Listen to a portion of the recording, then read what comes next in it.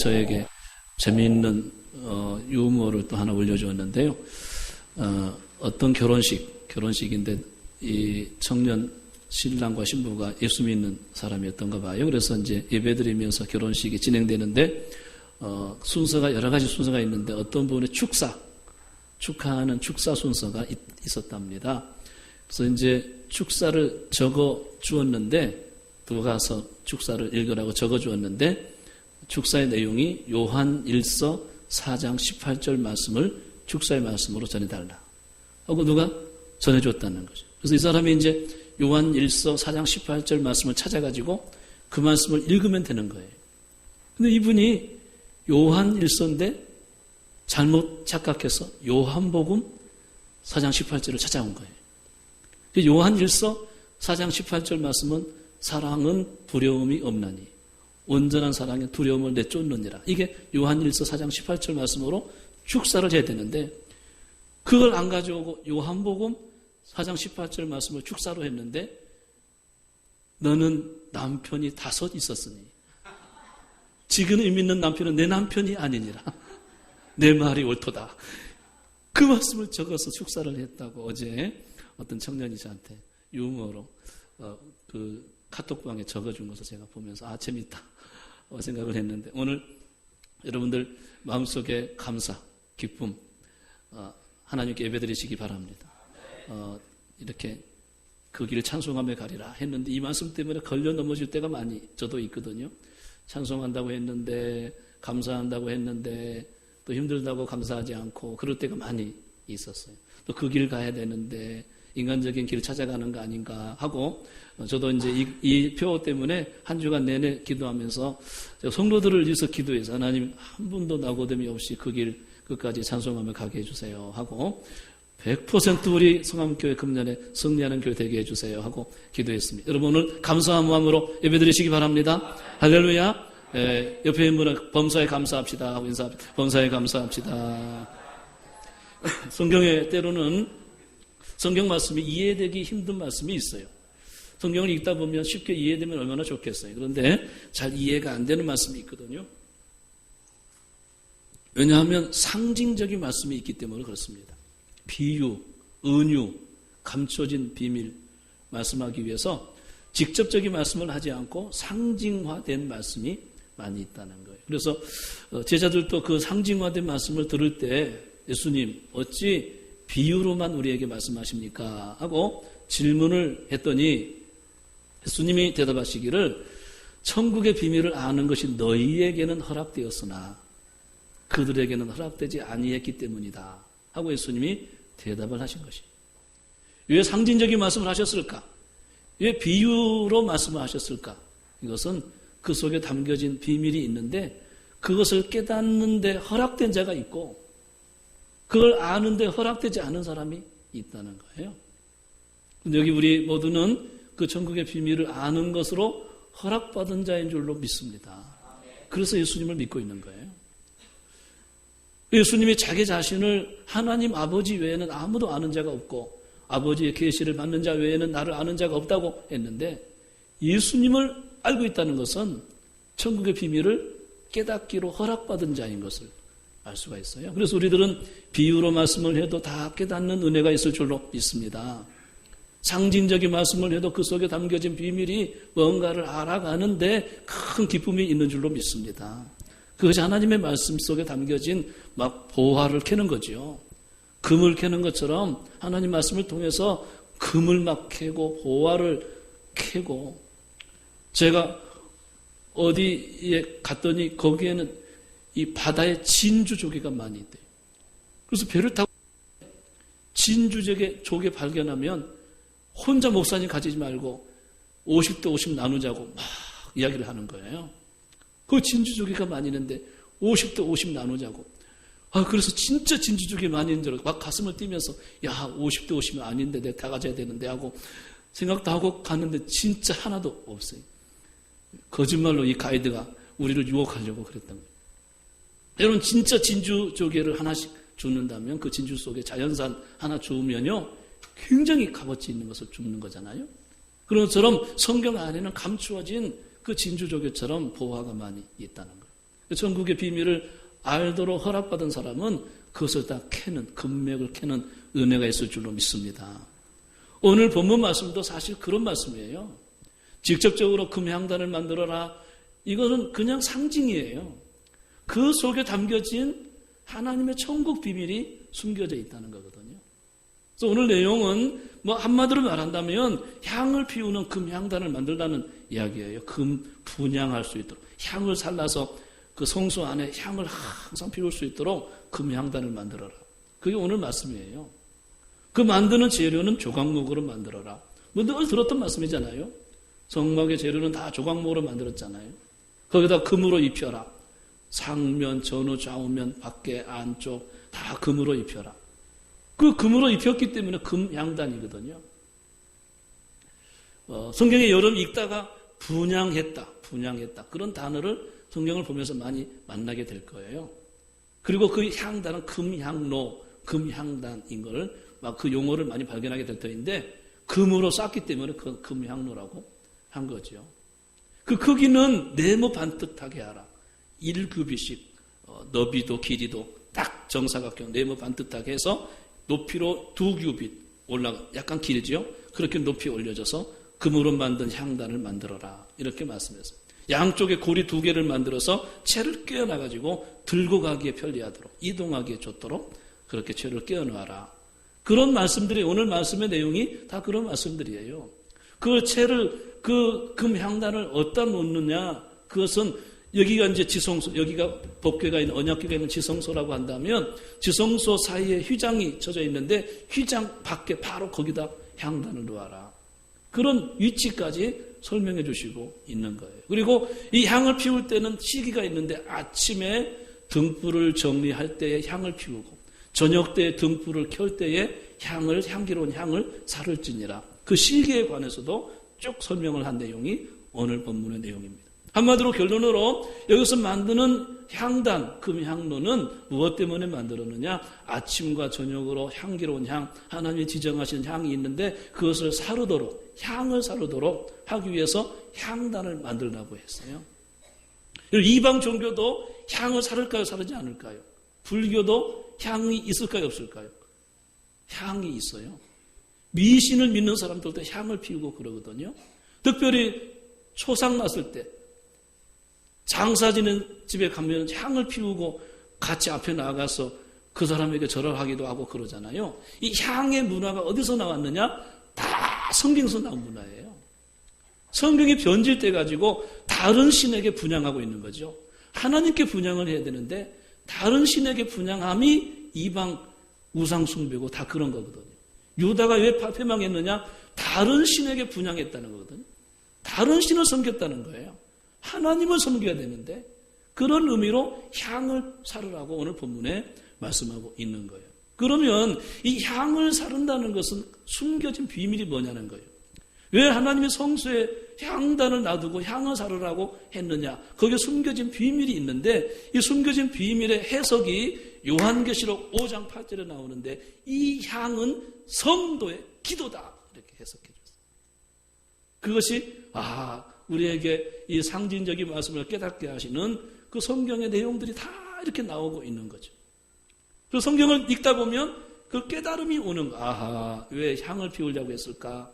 아침과 저녁으로 향을 피우려고 했을까? 그것은 아침과 저녁으로 성도는 향을 피우듯이 기도해야 된다 하는 그것을 말해주고 있는 것. 아시겠죠? 너무너무 쉬워요. 너무 쉬워. 이걸 허락받은 사람은요. 쉬워가지고 금방 깨닫고 그것이 오래오래 간직되어서 기념되는 것을 보게 되는 거예요. 그래서 요한계시록 8장 4절의 말씀 보니까 이 향기의 연기가 성도의 기도와 함께 천사로부터 하나님 보좌 앞에 올라가는지라. 향이 이렇게 하늘로 올라가잖아요. 향이 하늘로 올라가잖아요. 그 모습이 그렇잖아요. 그런데 이 향연이 성도의 기도와 함께 하나님 앞으로 올라간다. 이렇게 표현을 했어요. 그 말은 성도의 기도는 하늘에 올라간다. 하늘에 상달한다. 그런 의미를 이 향을 통해서 주시는 숨겨진 비밀이 있다는 거예요. 할렐루야. 다 아시겠죠? 이것을 향단을 만들려고 하는 그 뜻이 숨어져 있다는 것입니다. 그래서 오늘 제가 이 말씀을 통해서 여기 숨겨져 있는 기도의 교훈이 참 중요한 교훈이 나오고 있더라고요. 이 말씀을 계속 읽다 보니까 저에게 성령께서 알게 하시는 그 기도의 교훈이 뭔가, 기도에 대한 뭔가를 이 말씀을 통해서 저에게 주시는데 이걸 깨달은 것을 여러분들에게 같이 나누기를 원합니다. 첫 번째는요, 기도의 위치예요. 기도의 위치. 향단이 놓여진 위치가 성도의 기도의 위치예요. 이 향단이 놓여진 위치는 지성소로 들어가는 길목에 휘장 밖에 바로 앞에 두었다는 거예요. 그 말은 무슨 말일까요? 성도는 하나님을 만나는 지성소에 들어가야 되는데, 은혜의 보좌 앞에 나가야 되는데, 어떻게 나갈 수 있느냐? 기도를 통과해서 지성소로 들어갈 수 있다는 것을 말해주고 있는 거예요. 우리가 은혜의 보좌 앞에 다음 대에 나갈지니라 히브리서 4장 13, 16절에 그렇게 말씀하고 있는데, 왜 은혜의 보좌 앞에 우리가 다음 대에 나가야 되는가? 긍휼하심을 받고 때를 따라 돕는 은혜를 얻기 위해서 은혜의 보좌 앞에 다음 대에 나갈지니라 하고 성경에서 말씀하는데, 여러분, 은혜 보좌라는 것은 뭔가? 은혜의 보좌. 은혜의 보좌라는 것은 하나님이 계시는 곳, 지성소, 속죄소, 시은소, 하나님을 만나는 장소가 은혜의 보좌인 줄로 믿습니다. 자, 천국에서 하나님을 만날 수도 있겠습니다만 여기서 은혜를 받으면 하나님을 만나는 것입니다. 할렐루야. 이 장소, 여러분이 앉아있는 지금 그 장소가 은혜의 보좌가 되기를 축원합니다. 하나님 만나면, 은혜를 받으면 때를 따라 돕는 은혜를 얻기 위해서 은혜의 보좌 앞에 담대히 나가라. 그것이 기도예요. 기도. 은혜의 보좌 앞에 나가는데, 은혜의 보좌 앞에 나가면 요 6절의 말씀 보니까 내가 너와 거기서 만날 것이다. 본문 6절에 그렇게 말씀하고 있거든요. 곧 기도를 통해서만이 하나님을 만날 수 있다는 것을 말해주고 있는 것입니다. 어떤 누구도 향단을 거치지 않고는 지성소에 들어갈 수가 없었습니다. 제 아무리 아론 대제사장, 제 아무리 훌륭한 제사장이라도 향단에 향을 피우지 않고는 지성소의 은혜의 보좌 앞에 들어갈 수가 없었다는 거예요. 그것이 구약의 성막의 제도인 것이에요.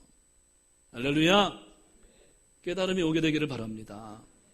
오늘 예배로 나오셨는데 예배 나오기 전에 얼마나 기도하셨어요? 예배 시간을 위해서 얼마나 기도하시고 오셨어요? 집에서도 기도하고 토요일날도 기도하고 한 주간 이 예배를 위해서 기도하고 설교자를 위해서 기도하고 옆에 있는 분들도 기도하고 그만큼 기도하고 오게 되면요, 예배 시간에 하늘문이 열리는 거예요. 은혜의 보좌 앞에 가는 거예요. 오늘 받을 은총 위에 호소했나요? 오늘 집을 나서기 전 기도했나요?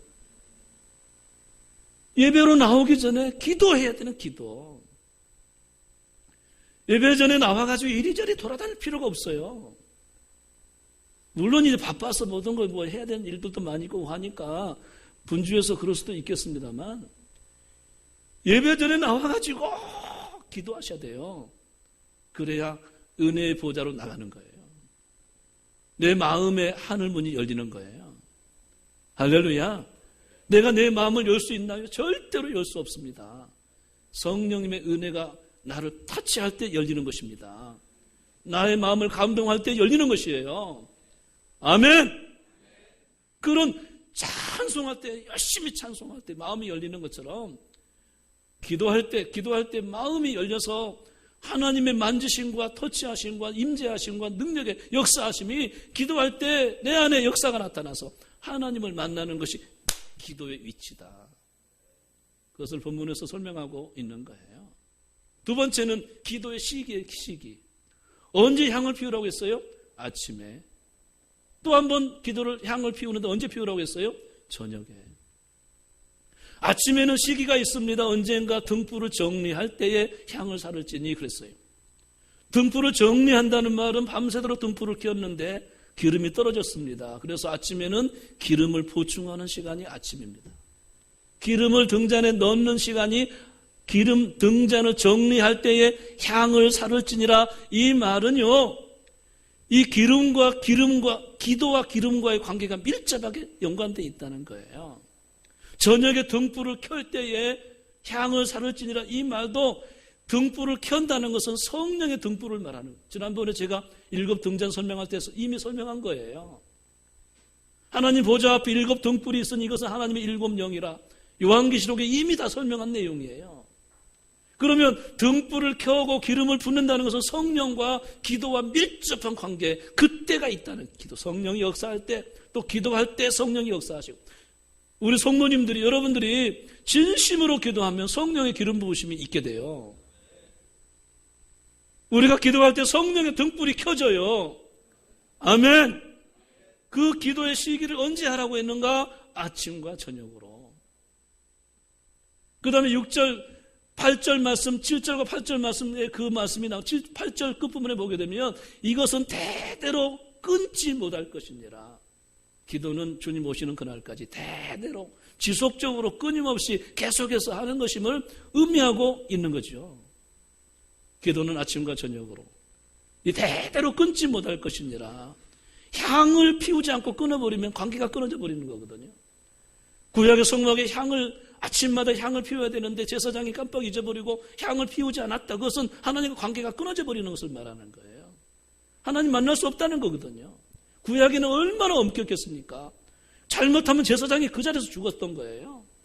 향을 피우지 않고 지성소에 나갔다? 즉사해서 죽은 거예요. 그러니까 얼마나 엄격한 교훈인 것을 우리에게 보여주고 있는 것이죠. 신약에서는 에베소서 6장 18절에 모든 기도와 간구로 하되 성령 안에서 항상 무시로 기도하라. 성령 안에서 항상 무시로 기도하라. 데살로니가서 5장 17절 말씀 보니까 쉬지 말고 뭐 하라? 제가 할 테니까 외쳐봐. 쉬지 말고 알기는 잘하시잖아. 쉬지 말고 기도하라고. 성경의 말씀이 헛된 말씀이 아니에요. 쓰잘데없이 우리에게 그냥 귀찮게 하려고 주신 말씀이 절대로 아니에요. 우리에게 유익하니까 하시는 말씀이에요. 할렐루야. 그 말씀을 순종하면 주의 능력을 경험하게 될 것입니다. 쉬지 말고 기도하라고 말씀하세요. 그래서 기도의 시기는 예수님 모시니까 습관을 쫓아서 했다고 했거든요. 그냥 식사하시고 조금 하실 일이 없으면 얘들아 기도는 시내로 가자, 감람산으로 가자 하고 습관을 쫓아서 기도의 습관은 거룩한 습관이에요. 기도의 습관만큼 좋은 습관이 어디 있겠어요? 예수님이 기도의 습관이 있었다. 항상 그 습관을 쫓아서 기도하셨다. 기도는 일상생활이 되어야 되는 것이고 우리의 삶이 기도여야 되는 것이죠. 일하면서도 잠시 기도하세요.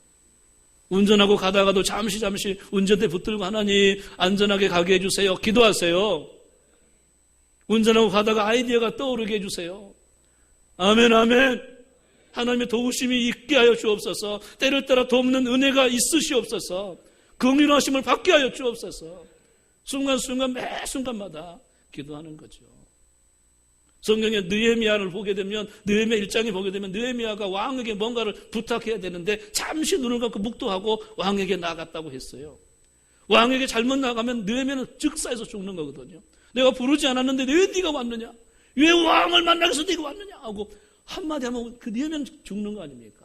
그런 위기의 상황에 잠시 하나님 여호와 이름을 부르고 들어갔다는 거예요. 이게 기도예요. 이게 기도예요. 성도는 기도가 삶인 줄로 믿습니다. 일상이 모든 기도가 되는 줄로 믿습니다. 항상 성령 안에서 무시로 쉬지 말고 기도하라. 이것이 성경의 가르침인 것을 볼 수가 있습니다. 그래서 많은 기도의 능력자들이 설명하기를 기도는 영적인 호흡이다.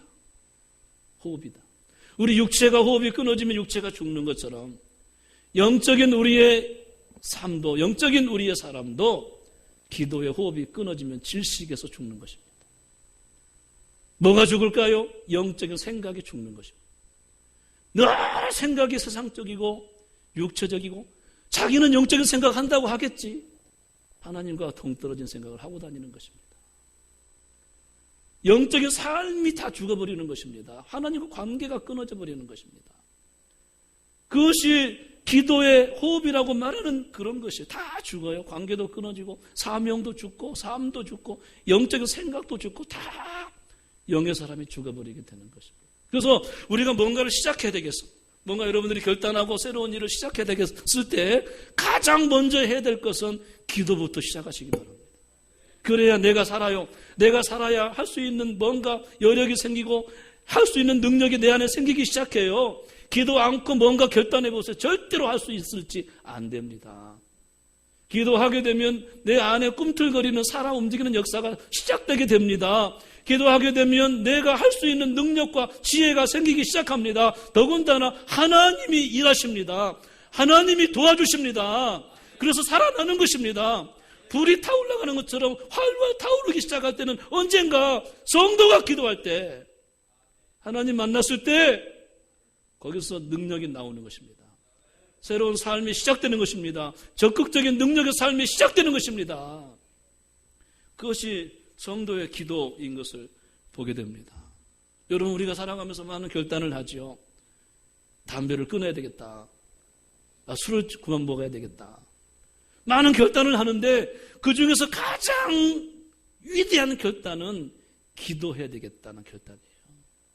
왜 그런 줄 아세요? 다른 결단도 중요하지만 기도하면 내가 살기 때문에 그런 거예요. 내가 살기 때문에. 영의 사람이 살기 때문에. 기도의 결단이 가장 위대하다는 거예요. 구약에 한나라는 사람이 있는데요. 한나는 슬픔이 있었습니다. 아이가 없었어요. 그 남편이 아이가 없어도 그냥 내가 당신 사랑해 하고 살았으면 얼마나 좋을 뻔했어요. 남편이 첩을 얻었어요. 왜 첩을 얻었을까요? 한나를 사랑하지 않아서가 아니고 아이가 없으니까 아이를 얻으려고 첩을 얻었어요. 여자의 위치에서 그만큼 슬픈 것이 어디 있을까요? 물론 차라리 안 했으면 몰라도 결혼을 해서 남편 믿고 살아가는데 이 남편이 아이가 없다고 첩을 얻었다. 이것만큼 서러운 게 어디 있겠어요? 그런데 이 첩이 와가지고 시집을 왔는데 그 첩도 아이가 없으면 아이 고소하다 괜찮겠다. 이러가 되겠는데 이 첩은 또 아이를 낳았네. 아들도 낳고 딸도 낳고. 그러니까 첩이 의시되면서 그냥 유세를 떨면서 본부인 한나를 멸시하고 조롱하는 거예요. 미치고 환장을 노리시죠. 여자 입장에서. 남편 빼앗긴 것도 서러운데 아이가 없는 것도 서러운데 첩이 와가지고 자기는 아들을 낳았다고 의시되고 멸시하는 거예요. 이만큼 서러운 입장이 어디 있겠습니까? 그때 한나가 결단합니다. 실로에 올라가리라. 내가 이제 기도하리라. 하나님을 찾는 거예요. 그 한나의 기도의 결단이 자기 가정을 살렸고요. 한나의 기도의 결단이 사무엘 아들을 얻어서 민족을 살렸어요. 이스라엘 공동체 교회를 살렸어요. 할렐루야. 한 사람의 기도의 결단은 가정 살리고 자기 살고 교회 살고 할렐루야. 민족도 살고. 그래서 한 사람의 기도는 한 민족보다 강하다는 거예요. 왜요? 하나님이 일하시니까. 그 위대한 결단을 한나가 한 거예요. 여러분, 성경의 히스기야를 보게 되면 왕입니다. 그에게 죽을 병이 왔습니다. 39세 때, 39살 때 죽을 병이 왔어요. 여러분, 우리가 인생이 어떻게 될지 몰라요. 어떤 사람은 갑자기 대장암이 와가지고 6개월 만에 세상 떠나는 사람들이 많이 있다고 그래요. 현대 병이 의학이 발전된과 동시에 알지도 못한 병들이 찾아온다는 거예요. 엊그제 어떤 목사님 저한테 간증을 보내왔는데 노태우 대통령 딸 노소영 씨, 요즘에 최태원 그 기사가 많이 났잖아요. 이 노소영 씨가 진짜 신앙이 좋대요. 남편이 성경 갖고 감옥에서 출소했잖아요. 그 아내의 기도로 인해서 남편이 예수 믿게 되었대요. 최근에 뭐 어떤 사귀는 여자가 있어 아이까지 두었다. 이거는 하나의 그 사람을 떼내려고 하는 작전이래요. 세상에 알려진 것은 반대로 알려진 거예요. 지독한 한 여자가 최태원 회장이 이거 비밀을 이야기하면 안 되는데. 근데 어제 간증을 보니까요. 그 아들이 하나, 노소영 씨 아들이 하나 있는데 그가 소아 당뇨에 걸렸더라. 소아 당뇨. 평생 인슐린을 맞고 아이가 당뇨 걸렸으니 얼마나 오지고 힘이 떨어지고 애가 뭐 다 줄줄 풀어지고 아이가 몇 번 죽을 뻔하고 그랬다는 거예요. 그러다가 그를 위해서 기도하고 간구하다가 예수님을 만나는 체험을 했다는 거예요. 여러분, 히스기야가 죽을 병에 걸렸어요. 39살 때. 39살 죽을 병에 걸렸는데 이사야 선지자가 와가지고 왕이 이제 죽고 살지 못할 것입니다. 유언을 하십시오. 생애를 정리하십시오. 선지자 이사야가 선언했다는 것은 이미 끝난 거예요. 상황이 이미 끝났어도 히스기야는 포기하지 않았습니다. 벽을 향해서 하나님, 지난날에 내가 선한 일을 기억하시고 나를 추억해 주옵소서. 나를 기억하시고 나의 생명을 다시 연장시켜 주옵소서. 간곡하게 눈물로 통곡하면서 기도했을 때 하나님의 응답이 왔는데, 내가 너의 눈물을 보았다. 너의 수한을 15년 동안 연장할 것이며, 너의 주변에 아수르 군대 18만 5천 명이 예루살렘을 둘러싸고 있는데 그 모든 대적을 나 여호와가 물리쳐 줄 것이다. 응답이 떨어졌어요. 이 증거로 해시계가 10도가 물러가면 이 말씀이 그대로 이루어지는 것을 네가 보게 될 것이다. 기도로 자기도 살고 그 유다 대적도 물러가고 국가도 살고 놀라운 역사가 일어난 것이에요. 지난 주간에 TV에 나온 어떤 사람이 강원도 고성의 한 40대 남자가 폐암이 걸렸대요. 제가 이런 이야기만 하는지 모르겠네요. 폐암이 걸렸는데 검사를 받아보니까 폐암 말기가 왔다는 거예요. 너무너무 건강했다는 거예요. 아픈데도 증세도 없었고 숨도 차지 않고 평소에 담배나 그런 거 먹지도 않았고 아무런 증세가 없었는데 어떻게 병원에 갔느냐? 어느 날 샤워를 하다 보니까 가슴팍에 뭔가 혹이 밖으로 나왔다는 거예요. 거기 진물이 흐르고 통증이 있고 밖으로 나온 혹 때문에 이게 뭔가 해가지고 혹 떼려고 병원에 가서 정밀검사해 보니까, 조직검사해 보니까 사진 찍어보자고 해가지고 보니까 폐가 완전히 암덩어리가 수두룩한 거예요. 그게 전이가 돼가지고 척추까지, 뇌까지, 뼈마디까지 다 임파선까지 전이가 돼가지고 그게 전이가 되다 못해 그것이 밖으로까지 나와버렸습니다. 이제 남은 생애가 6개월도 채 안 될 것입니다. 의사의 선고가 그랬다는 거예요. 사진이나 찍어보자. 사진 찍어보니까 암덩어리 47개가 나왔다는 거예요. 몸 안에 퍼져있는 암덩어리가. 그가 TV에 나가가지고, 지난 주간에 보신 분들이 있을지 모르겠어요. TV에 나가가지고 나는 살아야 되겠다. 내 아이, 두 아이의 아빠 없는 자식을 만들어서는 안 되겠다.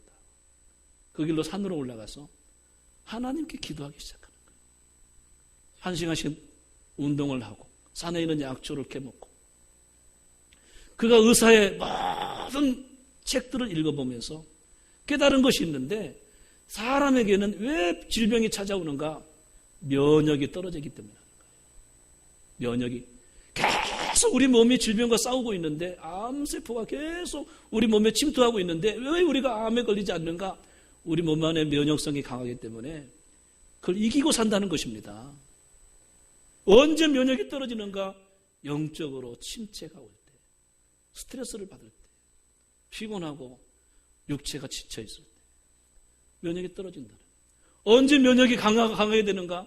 마음이 기쁠 때, 마음에 감사가 있을 때, 할렐루야. 그 속에 강한 믿음이 있을 때 면역이 강화가 된다는 것입니다. 그래서 우리의 웃음은 양약이라도 사람의 근심은 뼈로 마르게 하느니라. 잠언서에 그렇게 말씀하십니다.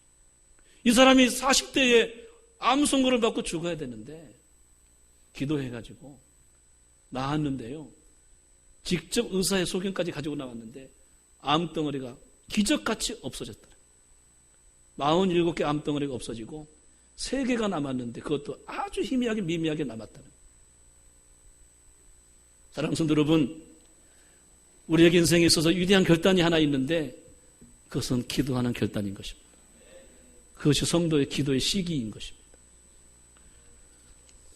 세 번째로는 응답이 없는 기도가 있음을 본문에서 설명하고 있습니다. 응답이 없는 기도도 있다는 거예요. 제가 이 본문을 보면서요, 기가 막힌 하나님의 숨겨진 비밀을 깨달았어요. 9절 말씀을 보게 되면, 저를 보세요. 제가 읽어드릴 테니까.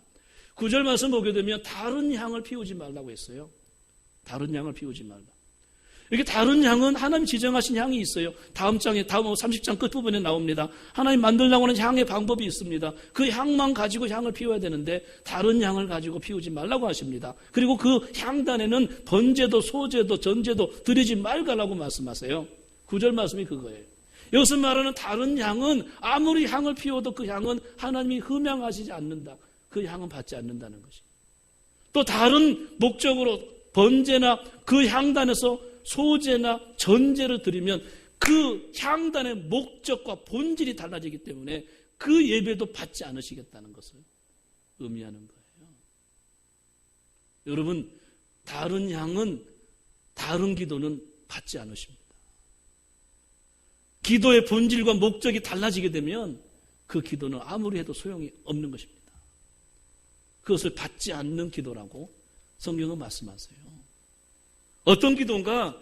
우리 마음에 죄악을 품고 회개치 않고 거듭거듭 그 죄악 가운데 있게 되면 아무리 기도해도 그 기도는 응답이 없다는 것이.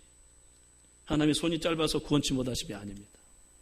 귀가 둔해서 듣지 못하심이 아니고 너희 속에 죄악이 너희와 하나님 사이를 갈랐고 너희의 죄악이 하나님으로 말미암아 얼굴을 가리우고 듣지 못하시게 한 것이다. 성경은 그렇게 말씀하세요. 이사야서 58장 4절과 5절 말씀 보니까 사람과의 관계가 나빴을 때 그 기도는 그 목소리를 듣지 않으시겠다고. 보라 너희가 금식하면서 논쟁하며 다투며 악한 주먹으로 치는도다. 너희가 오늘 금식하는 것은 너희 목소리를 상달하게 하려는 것이 아니니라. 이것이 어찌 내게 기뻐하는 금식이 되겠느냐. 제 아무리 금식 기도해도 사람과의 관계가 안 좋은데 하나님 받지 않으시겠다는 거예요. 이따가 부를 찬송이 있는데 나의 분노 가득할 때 기도했나요? 나의 앞길 막는 친구 용서했나요? 기도는 우리의 안식. 저도 어떤 때는 부부싸움 할 때도 있고 그러는데요. 새벽 기도 해야 되기 때문에 내가 정말 말씀드리는데 어떤 때는 잘못이 없을 때가 있어요. 제가 잘못할 때가 많이 있지만 어떤 때는 잘못이 없을 때 억울하게 싸울 때가 있어요. 그런데 그때라도 내가 잘못했어. 왜요? 다음날도 새벽 기도 해야 되는 부부싸움하고 안 그런 척하고 새벽 기도 인도할 수가 없잖아요. 사랑하는 성도 여러분, 찬송가에 우리가 은혜 받으면 죄인도 원수도 친구로 변한다 그랬어요. 우리가 은혜 가운데 있게 되고 강한 사람이 되게 되면 죄인도 원수도 친구로 변하는 생각의 마음이 들 줄로 믿습니다. 예수님의 마음에 들어오게 될 줄로 믿습니다. 사람과의 관계가 좋지 않은데 아무리 구해본들 너의 금식이 나의 기뻐하는 금식이 되겠느냐 말씀하십니다. 야고보서 4장 3절의 말씀 보니까 정력으로 쓰려고 잘못 구할 때에도 구하여도 얻지 못하면 정력으로 쓰려고 잘못 구함이라 말씀하십니다. 야고보서 1장 6절부터 8절 말씀 보니까 믿음으로 구하고 조금도 의심하지 말라. 의심하는 자는 아무것도 얻는 것을 생각하지 말아라. 믿음으로 구하고 의심하지 말아야 되는데 믿음의 기도가 아닐 때 그 기도는 응답이 없다는 것입니다. 마태복음 6장 7절 말씀 보니까 예수님을 중언부언하지 말아라. 사람들은 말을 많이 해야 될 줄로 아느니라. 은밀한 중에 내 골방에서 하나님께 기도하라.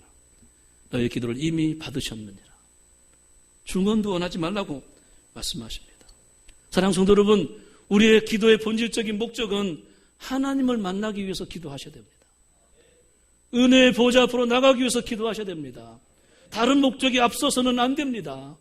기도의 본질을 찾아야 됩니다. 기도해야 되는데 기도로 인해서 다른 것을 추구하려고 하지 마세요. 기도의 향단에 번제나 소제를 드리지 말라는 것이에요. 기도의 향단에 다른 전제를 붙지 말라는 거예요. 기도는 기도의 본질, 기도의 목적을 가지고 나가야 되는데 기도의 본질과 그 기도의 목적은 하나님 만나는 것입니다. 은혜의 보좌 앞에 나가는 것입니다. 하나님의 뜻을 깨닫는 것입니다. 기도는 나의 뜻을 구하는 것이 아니고 하나님의 뜻을 구하는 것입니다. 기도는 하나님을 변화시키는 게 아니고 나를 변화시키는 것입니다. 이성미, 개그 음원 이성미 씨가 굉장히 신앙 간증을 하는데요. 자기 남편을 전도하려고 그렇게 애를 썼더라고요. 술 먹고 말도 안 듣고 정말 상처가 많이 있는 많은 고난이 있었더라고요. 남편을 위해서 하나님 나 남편 함께 교회 가게 해주세요. 함께 예수 믿게 해주세요. 함께 가서 예배드리게 해주세요. 계속 기도하는데 이성미 그 시의 간증이에요.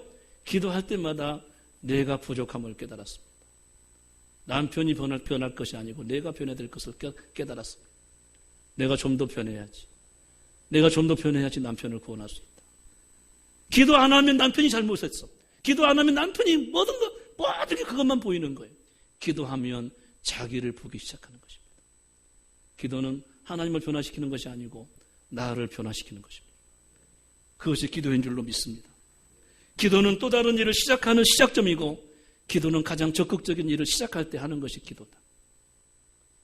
기도만 하는 것은 잘못입니다. 올바른 기도는 기도하면 삶이 변하게 됩니다. 올바른 기도는 기도하면 새로운 적극적인 일을 시작하게 될 줄로 믿습니다. 새로운 일을 시작하게 될 줄로 믿습니다. 이것이 기도인 것입니다. 기도하면 새로운 일이 보이기 시작합니다. 기도하면 할 수 있는 능력이 생기는 것입니다. 그것이 기도의 능력인 것입니다. 기도 안 하고 아무리 해본들 자기 영광만 드러나게 될 것입니다. 결과는 하나님께서 기뻐하시지 않을 것입니다. 잘 되는 것 같아도 그것은 나중에 가서 안 되는 것으로 변하게 될 것입니다. 그러나 기도하면 바른 일을 시작하게 됩니다. 기도하면 올바른 일을 시작하게 됩니다. 기도하면 하나님이 기뻐하신 일을 시작하게 되는 것입니다. 할렐루야! 그래서 기도하셔야 되는 것입니다. 내 마음대로 살아가서는 안 되는 것입니다. 마틴 루터는 좋은 친구가 한 명 있었는데 미코니우스라고 하는 친구가 있었습니다. 그가 종교개혁을 시작하려고 할 때 루터의 친구가 자네 놀라운 일을 시작하네. 참 존경하네. 친구지만 존경하네. 나는 자네를 위해서 뒤에서 기도로 후원하겠네. 친구 미코니우스가 루터에게 그런 이야기를 했어. 그래서 고맙네. 나를 위해서 기도해 주게. 이 친구가 계속 기도하는데 어느 날 환상을 봤다는 것이 유명한 종교개혁 역사에 나오는 이야기입니다. 그 친구가 환상을 봤는데 높은 산에 올라갔는데 동쪽을 바라보니까 끝없는 지평선이 펼쳐졌는데 초장이 있고 거기에 셀 수 없는 양무리가 어딘가를 가고 있었다는 거예요. 그런데 그 많은 양을 치는 목자가 있어야 되는 그 목자가 딱 한 명밖에 없더라는 거예요.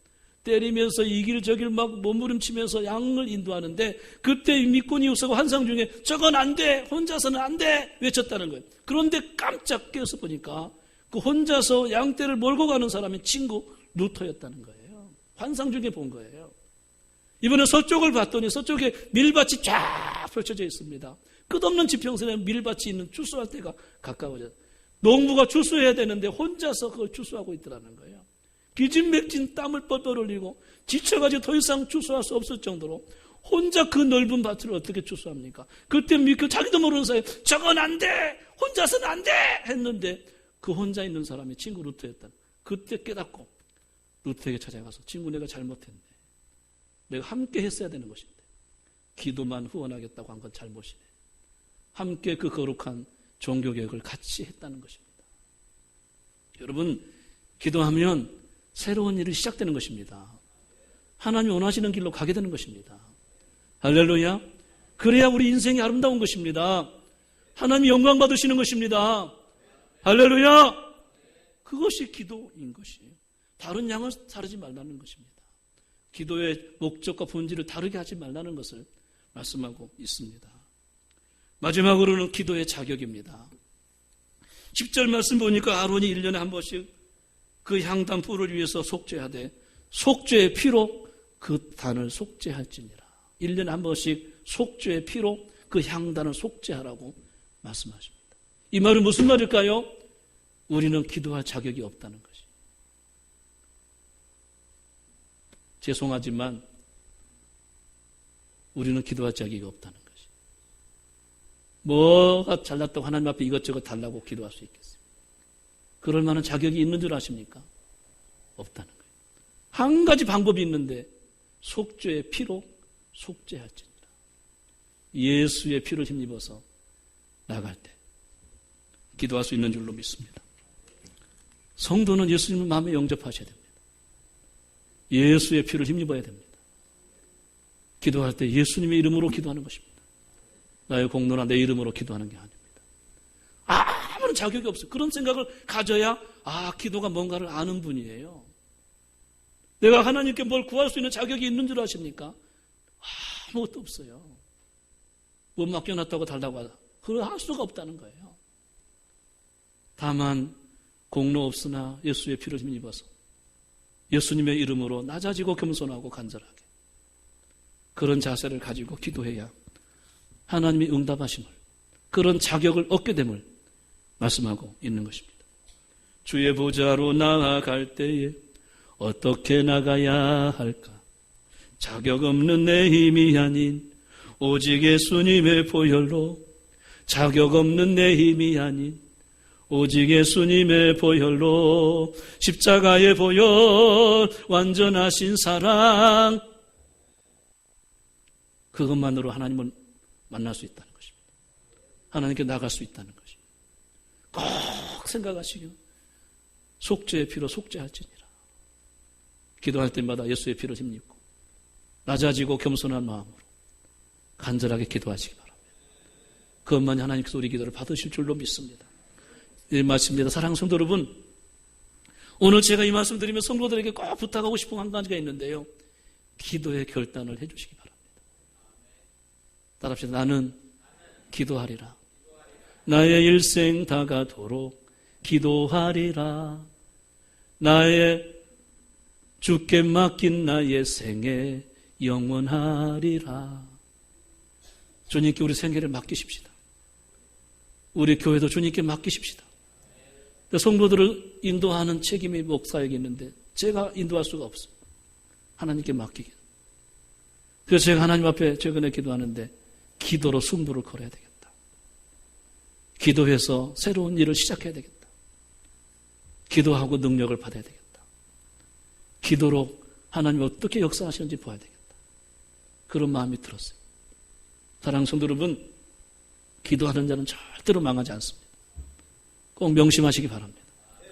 기도하는 자는 반드시 승리하십니다. 그 결과가 아름답습니다. 할렐루야. 오늘 기도의 향단, 기도의 향단. 이 숨겨진 비밀이 참 많이 있어요. 성도는 기도의 향이 끊어져서는 은혜의 보좌 앞에 나갈 수가 없어요. 하나님을 만날 수도 없어요. 형식적인 신앙하는 거예요. 기도가 없는데 어떻게 예배가 됩니까? 기도가 없는데 어떻게 찬양이, 영적인 찬양이 나옵니까? 어림이 없습니다. 어림도 없는 이야기입니다. 기도가 없는데 어떻게 하나님 앞에 주의 일을 할 수 있어요? 어림도 없습니다. 자기 의를 가지고 일할 뿐인 것입니다. 뭔가 시작하고 싶다면 기도 시작하시기 바랍니다. 기도에 결단이 있으시기를 주의 이름으로 축원합니다. 축원합니다. 기도하겠습니다. 사랑하시는 아버지